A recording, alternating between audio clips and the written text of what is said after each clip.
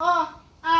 আমি পঢ়ো অ আ কি যে মজা বা বা কি যে মজা বা বা হস্ৰ ই দীৰ্ঘ ই ঘৰত বহি পঢ়োহি কুলিয়ে মাতে কু কু